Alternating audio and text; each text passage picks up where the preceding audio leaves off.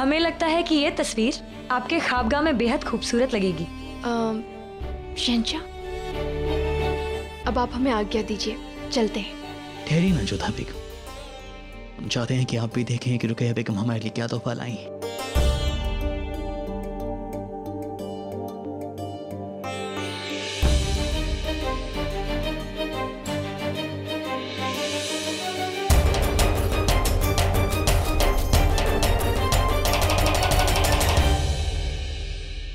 कमाल की तस्वीर है ये, बहुत खूब, उम्दा फनकारी और बहुत अच्छी सोच। अगर आपको ये तस्वीर इतनी ही पसंद आई तो हम आपके ख्वाबगाह में से लगवा देते हैं। मगर कहाँ लगवाएंगी आप इसे? हम चाहते हैं कि जो भी यहाँ आए वो चश्मदीद हो हमारे साथ का, हमारी दोस्ती का, उसे महसूस हो कि हम कितने करीब हैं। बहुत उम्दा सोच है ये, जहां आपका दिल करे इस तस्वीर को लगवा दीजिए।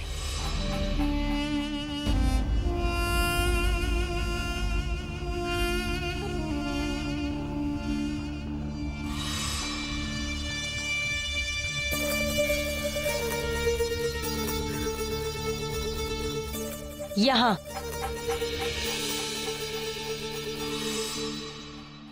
ताकि हर आने वाले की पहली नजर इस पर पड़े।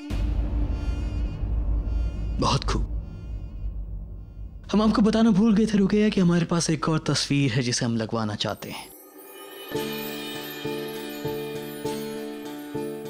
जोधा बेगम, रुकैया बेगम ने तो अपनी तस्वीर लगा दी, हम आपसे पूछना चाहेंगे कि आप अपनी तस्वीर कहाँ लगवाना चाहती हैं?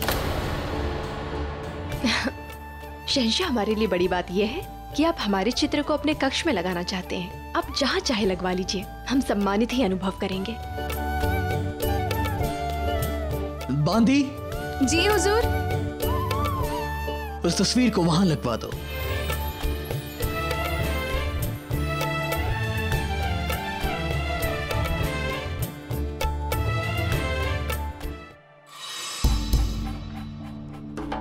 कमाल है ना शहंशाह, आपने अपनी एक बेगम को सर पर जगह दी और दूसरी को पांव की ओर रख दिया।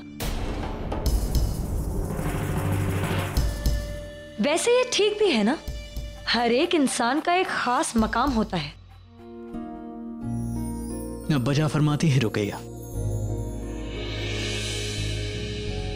सबकी अपनी अपनी अहमियत, अपनी अपनी जगह, अपना अपना मुकाम होता है। शहंशाह, अब हमें आज्ञा दीजिए। प्रणाम। प्रणाम रुकैया बेगम।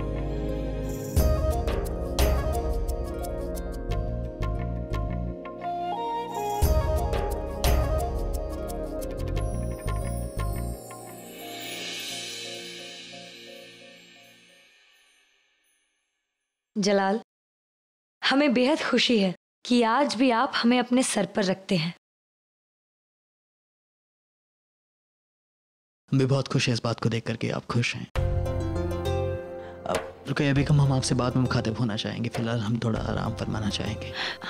बेशक, खुदा हाफिज।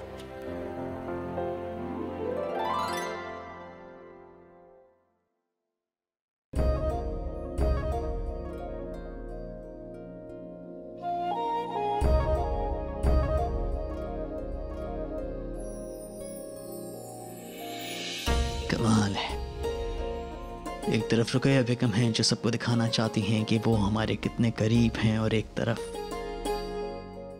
आप हैं जोधा बेगम जो कभी नहीं जताना चाहती हैं कि आप हमारे सबसे ज्यादा करीब हैं, जो खुली आंखों में भी हमारे सामने हैं और बंद आंखों में भी।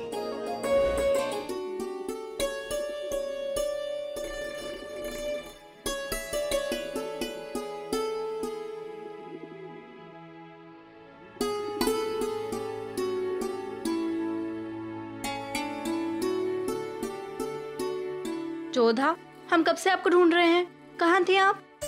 हम शहंशाह को प्रसाद देने गए थे। प्रसाद? वैसे अच्छा बहाना है शहंशाह से अकेले में मिलने का। मोती, हम यहाँ पर आए ही हैं और तुम्हारा नटखटपना प्रारंभ हो गया। अब सत्य ही तो कह रहे हैं हम। पहले आप शहंशाह से ना मिलने का बहाना ढूंढा करती थी और अब शहंशाह के सामने आने का मार्ग खोजा करती हैं। मोती बाई, अब तुमने कुछ और भी कहा ना, तो हम तुम्हें। तो क्या करोगे आप? हमारी चोटी खींचोगी या फिर मुंह फुलाकर बैठ जाओगी? वैसे शहंशाह पे बड़ा अधिकार जमा रहे हैं आप।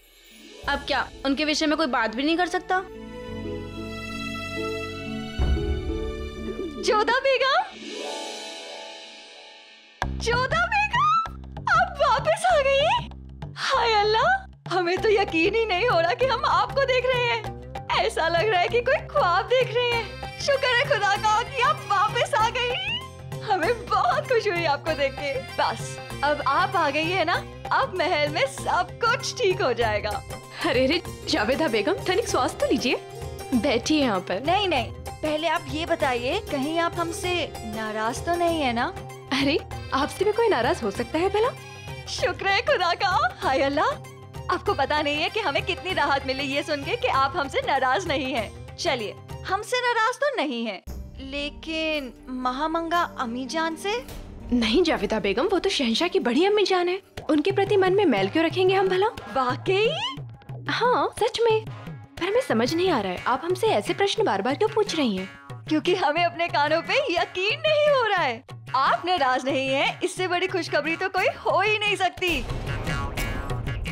इसका मतलब ये है कि आप अम्मी जान और शहंशाह के रिश्तों को फिर से अच्छा करने में हमारी मदद जरूर करेंगी, है ना? हम अम्मी जान के खुशखबरी सुनाते हैं। शुक्र है जोधा बेगम। ये जावेदा बेगम भी ना, इनकी बातें तो हमें कभी कभी समझ ही नहीं आती है। अरे तुम्हें क्या हुआ? अब तुम क्यों मौन साधे खड़ी हो? सत्य सुनोगी ना जोधा, तो आप भी अवाक रह जाओगी। हम समझे नहीं। आपके जाने के पश्चात बहुत कुछ हुआ है यहाँ जोधा। वो महामंगा ही थी जिन्होंने आपके और शहंशाह के संबंधों में संदेह डाला। उन्हें पता था कि दिलावर खान कुंवर सुजामल है, परंतु उन्होंने शहंशाह के मन में संदेह भरा कि वो कोई और पुरुष है और उनके आपके साथ अनैतिक संबंध है।